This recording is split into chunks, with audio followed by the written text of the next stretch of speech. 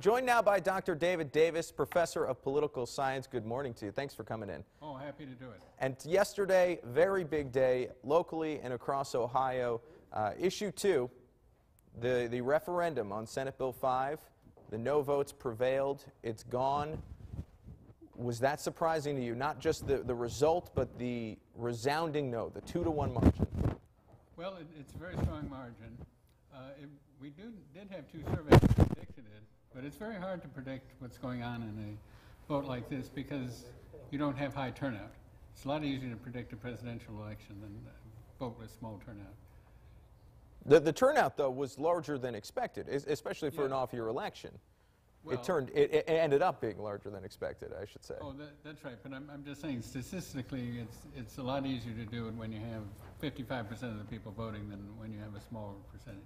But it was a resounding victory for the Democrats, I guess we should say. And that's what I want to, moving forward now, Republicans still control Columbus for all intents and purposes. There has already been talk within the past week of trying to regroup, the proponents trying to regroup and push certain aspects of Senate Bill 5 through in a piecemeal sort of way, see what they can get through. What does this resounding no say to them, and what effect does it have on their efforts to really get that agenda through the door? Well, I would think it would say to them not to do it anymore.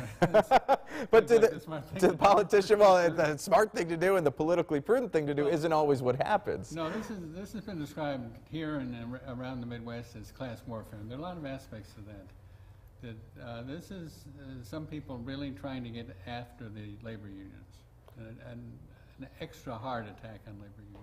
And where do they go from here as well? Because you have a fiscal situation that isn't resolved. They're no closer to solving it, some would say, than they were several months ago when the bill was initially passed and put on the ballot as a referendum. So do you foresee the concessions that some say need to be made being made?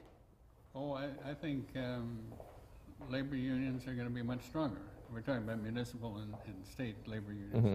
They're going to have much more resolve and resist this considerably. So financially, for the taxpayer, what does that do? Well, the General Assembly can solve this problem. They don't have to do this posturing. Gotcha. And one last thing, I want to touch on issue 3 as well. Saying opting out of federally mandated health care, and the lawsuit realistically would be forthcoming. Is that right? And where do you see it ending up? Is this going to hold? Issue 3 was a way in which Ohio looks stupid. I mean, it's like we did not read the U.S. Constitution. It has no effect at all.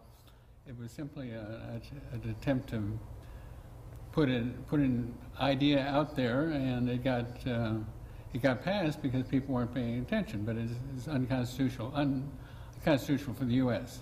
And it'll cost the state a lot of money to defend it. Is that right? Well, if they're stupid enough to defend it, I think it'll cost a lot of money. I think it's an embarrassment.